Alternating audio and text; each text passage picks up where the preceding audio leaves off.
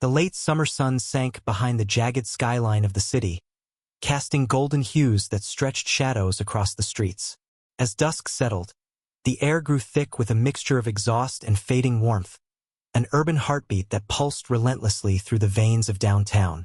Among the chaos of traffic and pedestrians, Liam Hart adjusted his grip on the steering wheel of the black luxury sedan. His hands, calloused from years of work, felt strangely out of place against the buttery soft leather. Liam wasn't just a driver. He was a witness to lives so removed from his own that they felt surreal. For the past year, he had worked for Damien Wren, a self-made millionaire whose life was a whirlwind of meetings, transactions, and power moves. Damien was perpetually on the phone, perpetually running toward something, though Liam often wondered if his boss knew what that something was. Despite the brief conversations and curt instructions, Liam respected Damien. There was a kind of raw determination in the man's eyes, a hunger that neither success nor wealth could seem to satisfy. As Liam sat idling by the curb, waiting for Damien to exit yet another high-rise, his gaze wandered to the passing faces on the sidewalk. Each one had a story he knew, struggles hidden behind polished appearances or weary eyes. He wondered what his own face revealed to the world. A man in his early 40s, with lines etched by time and experience, Liam had once dreamed of being a mechanic with his own garage. Those dreams had rusted over years of responsibility, bills, and loss. Now he drove through the lives of others, a passenger in his own journey. The car door swung open with a quiet efficiency, and Damien slid into the back seat, his expression unreadable behind mirrored sunglasses. "Liam," he said, his voice low and clipped, "change of plans. We're flying out tonight. I need you to come with me." Liam frowned slightly, though he quickly masked his surprise. "Of course, sir. Where are we headed?" "Northwood," Damien replied, pulling out his phone. "A few hours by jet." His fingers flew over the screen, and then he glanced up. "Pack a bag. We leave in an hour." An hour later, Liam found himself stepping onto the tarmac of a private airstrip. The sleek silhouette of a private jet glistened under the hangar lights, its engines humming softly in anticipation. The air smelled of fuel and the promise of distance. Damien walked ahead, his stride purposeful, while Liam followed with his overnight bag slung over his shoulder. As they approached the jet stairs, Liam noticed a figure standing at the top, backlit by the cabin lights. A young woman, no older than her mid-20s, with an effortless grace that seemed almost ethereal. She wore a simple cream-colored dress that fluttered in the breeze, her dark hair cascading like silk. Her eyes were striking, large, dark, and framed by an intensity that seemed to weigh far heavier than her years. "Mr. Wren," she greeted Damien with a polite smile, her voice as smooth as glass. Then she turned to Liam. "And you must be his driver." Liam nodded, feeling oddly exposed under her gaze. "Yes, ma'am. Liam Hart. Clara Whitmore," she introduced herself, offering her hand. He shook it, surprised by the firmness of her grip. There was something genuine in her eyes, a warmth that contrasted with the air of practiced perfection around her. Clara was the daughter of a billionaire magnate, the kind of person whose life should have been a fairy tale.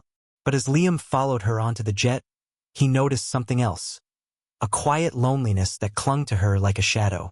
The cabin was immaculate, with plush leather seats, crystal glasses, and gold accents, but the opulence felt hollow. Once they were airborne, Damien immersed himself in a flurry of emails, his brow furrowed in concentration. Clara, on the other hand, settled into a seat across from Liam. She smiled faintly, her eyes searching his face. "Do you like your job, Liam?" she asked, her voice soft but deliberate. He hesitated, caught off guard by the question. "It's work," he replied. "It pays the bills."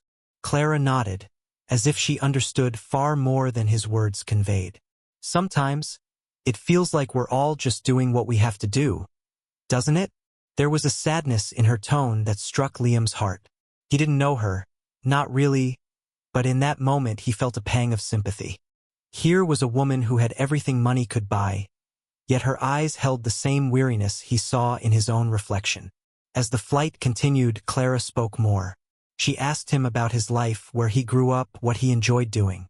She listened with a focus that felt almost disarming, as if she were savoring each word, each piece of his reality. In turn, she shared small pieces of her world. Her days filled with events, meetings, and people who always seemed to be reading from a script. Everything choreographed, everything rehearsed. "They all say the right things," she murmured, her gaze distant. "But none of it feels real. Sometimes, I think I could disappear and no one would notice, as long as they kept reciting their lines." Liam's heart clenched. He'd always thought loneliness belonged to those who were forgotten, not to those constantly surrounded by people. But looking at Clara, he realized that isolation could wear many faces. "You seem real enough to me," he said quietly. Clara smiled, a genuine curve of her lips that reached her eyes.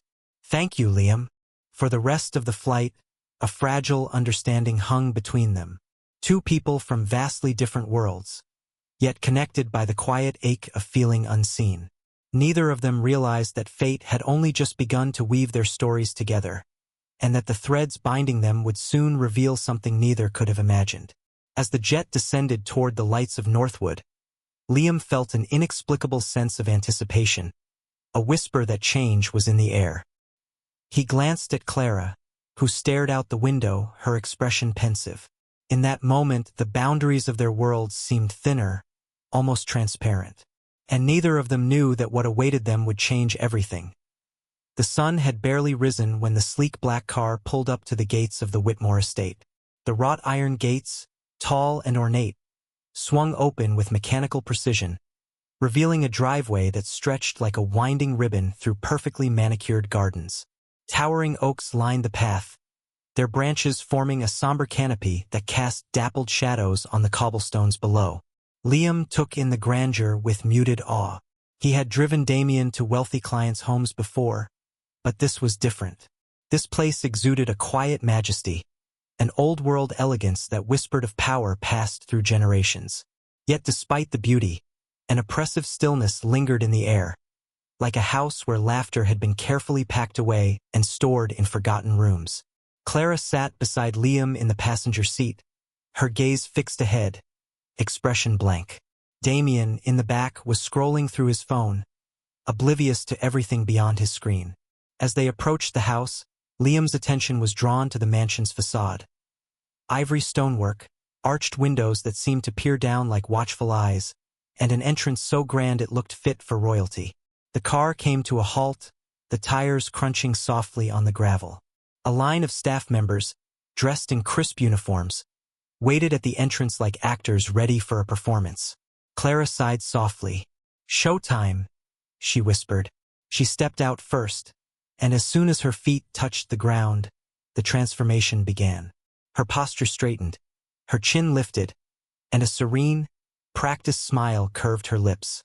Damien followed, adjusting his cufflinks and greeting the staff with a curt nod. Liam exited last, feeling out of place as he pulled their bags from the trunk. A woman in her 50s, with silver-streaked hair pulled into a tight bun, stepped forward. Her eyes, sharp and assessing, flicked over Clara and Damien before landing briefly on Liam. She nodded in a way that was polite but distant. "Welcome back, Miss Clara," she said, her voice even. "Your father is expecting you in the study." "Thank you, Margaret," Clara replied, her tone gentle but detached. As they walked through the grand double doors into the marble-floored foyer, Liam felt a shiver pass through him. The air inside was cool, the kind of chill that came not from temperature but from something deeper, more intangible. The opulence was overwhelming. Chandeliers dripping with crystals, portraits of stern ancestors in gilded frames, and furniture that looked too exquisite to touch. But what struck Liam the most was the silence. Not a comforting quiet, but a hollow, expectant void, as if the walls were listening, waiting. Later that morning, Liam found himself in the kitchen, a place that, despite its size, radiated a modest warmth. One of the cooks, a round-faced woman named Millie, handed him a cup of coffee with a conspiratorial smile. "Don't worry, love," she whispered. "This house takes some getting used to." You're not the first to feel out of place here. He thanked her, grateful for the moment of normalcy. Sipping his coffee, he wandered back toward the main hall, where murmured conversations drifted from behind closed doors.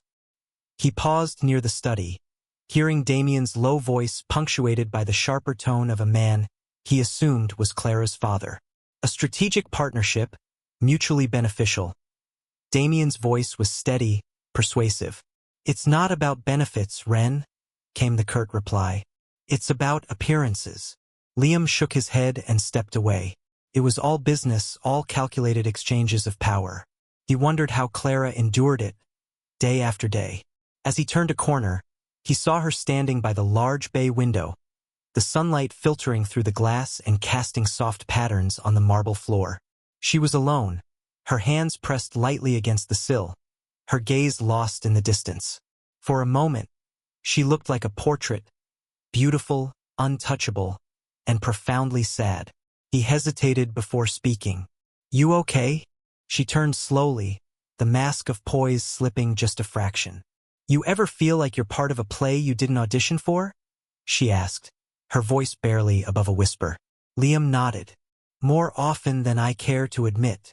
She smiled faintly. I thought so. Her eyes softened. You know, you're the first person in a long time who doesn't feel like they're reading from a script. Liam's chest tightened. Clara, if you ever need to talk, I'm here. Before she could respond, the sharp sound of heels clicking on the marble echoed down the hallway. A tall woman with a severe expression approached. A family friend, or perhaps an advisor. She smiled at Clara, but the smile never reached her eyes.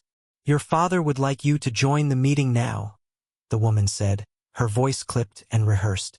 Clara's expression hardened, and the mask slipped back into place. Of course, she replied, her tone polished to perfection. As she walked away, Liam watched her go, an ache forming in his chest. The moment was fleeting, but he knew what he'd seen. A cry for help, buried beneath layers of wealth and expectation. That evening, Damien stayed behind in the study, immersed in discussions of deals and mergers. Liam wandered the garden, the scent of blooming jasmine hanging in the air. He needed a break from the suffocating grandeur, the weight of a world he didn't belong to.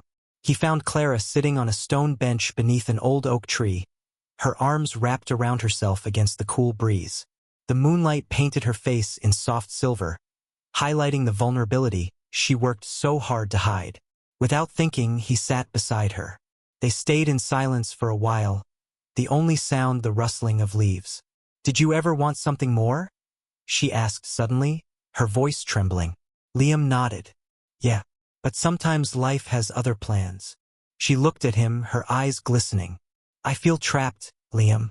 Trapped by expectations, by appearances. Everyone around me is performing, and I don't know who I am anymore. He swallowed hard. You're not alone in this. She exhaled shakily. Thank you for seeing me, for not pretending. In that fragile moment, they were just two souls beneath a moonlit sky, bound by a shared ache for authenticity. Neither of them knew what lay ahead, but for the first time, they both felt a glimmer of hope, an ember of truth in a world of pretense. The next morning dawned gray and sullen, clouds pressing low over the Whitmore estate. The weight of the weather mirrored the heaviness that had settled in Liam's chest. He stood by the car, running a cloth over the windshield more out of habit than necessity. Inside, the house hummed with muted activity. Staff members preparing for the day, hushed conversations floating through the corridors. Clara hadn't come down for breakfast, and Liam couldn't shake the sense that something was wrong. He glanced toward the house, debating whether to go inside when Damien's sharp voice broke his thoughts. Liam! Damien strode over, a file in his hand and a frown creasing his brow. Get the car ready. We're leaving soon. Where's Clara? Liam asked before he could stop himself. Damien's frown deepened. She's with her father. Something's going on, but it's not our business. He looked at Liam, his gaze calculating. Don't get too attached. This world eats people alive. Liam nodded, but the words sat uneasily in his mind. He climbed into the driver's seat, the engine purring to life beneath his hands. But just as he shifted into gear, a sudden movement caught his eye. Clara burst through the front door, her face pale and eyes wide with something that looked like panic. Her dress fluttered around her like a broken wing as she ran toward the car. "Wait!" she called out, her voice trembling. "Liam, wait!" He froze, his hand gripping the wheel. She reached the car, breathless, her fingers clutching the edge of the door. "Please, take me away from here," she whispered. "I can't stay. Not anymore." Damien appeared in the doorway, his face thunderous. "Clara, what are you doing?" Her eyes darted between Damien and Liam. "Please," she repeated, her voice cracking. "I need to go." Liam's heart pounded. He saw the desperation in her eyes, the silent scream for freedom. Without thinking, he unlocked the door. "Get in." She didn't hesitate. She slid into the passenger seat, and Liam slammed his foot on the gas. The tires spun for half a second before gripping the gravel, the car surging forward. Damien's shouts faded behind them, swallowed by the roar of the engine. They raced down the winding driveway, the estate shrinking in the rearview mirror. The trees blurred past, the branches reaching like twisted fingers trying to pull them back. Liam's hands were steady on the wheel, but his mind whirled with questions. "Clara, what happened?" he asked, his voice low and urgent. She stared straight ahead, her eyes glistening. "I finally told my father I wouldn't play along anymore. He wants me to marry someone, a business merger disguised as a wedding. My life, my future, reduced to another deal." Her voice broke. "I told him no, and he told me I was a disappointment, that I'd regret this for the rest of my life." Liam's jaw clenched. "You don't have to live like that." Her gaze softened, her voice barely a whisper. "I know, but I didn't realize it until now." They drove in silence, the road stretching endlessly ahead. The further they got from the estate, the easier Clara's breathing became. She leaned her head against the window, watching the world slip by, a world she'd always been shielded from. After a while, Liam spoke. "Where do you want to go?" She turned to him, a small smile trembling on her lips. "Somewhere real." He nodded. "I know a place." They stopped hours later at a small diner just off the highway, the kind of place where the smell of coffee and fried food clung to the air. The neon sign flickered above the entrance, casting a faint glow on the cracked pavement. Inside, the warmth was immediate, the hum of conversation and clink of dishes a comforting symphony. They slid into a booth near the window. Liam ordered coffee. Clara, a hot chocolate. She wrapped her hands around the mug, savoring its warmth. "This feels normal," she said, a hint of wonder in her voice. "Normal isn't so bad," Liam replied, smiling. She looked at him, her eyes clear for the first time. "Thank you, Liam, for seeing me, for helping me." He shook his head. "You did this yourself. You just needed someone to remind you that you could." They sat quietly, the weight of their choices settling into something lighter. Outside, the world continued its relentless pace. But here, in this tiny diner, time seemed to pause. They weren't driver and heiress, escapee and rescuer. They were just two people who had found an unexpected refuge in each other. As they finished their drinks, Clara's phone buzzed. She glanced at the screen. Her father's name glared back at her. Her hand trembled, but she took a deep breath and silenced it. She looked up at Liam, her eyes steady. "I'm not going back," she said. "Not to that life." Liam nodded. "You don't have to." For the first time, she believed it. Reflection. They left the diner and walked into the crisp evening air. The sky was streaked with hues of orange and purple, the day's end a promise of new beginnings. "Where to now?" Liam asked, his voice gentle. Clara smiled, a real smile that reached her eyes. "Anywhere, everywhere." He chuckled. "That sounds like a plan." They got back in the car, the engine purring to life once more. As they drove away, the neon lights of the diner faded behind them, swallowed by the open road. Clara leaned back in her seat, her heart lighter than it had been in years. Liam glanced at her, a sense of peace settling in his chest. They didn't know what lay ahead, but for now, They were free, bound not by duty or expectation, but by the simple, quiet truth of understanding. Sometimes, fate didn't just unravel secrets. It wove new possibilities, and as the horizon stretched before them, they drove toward a future where anything felt possible.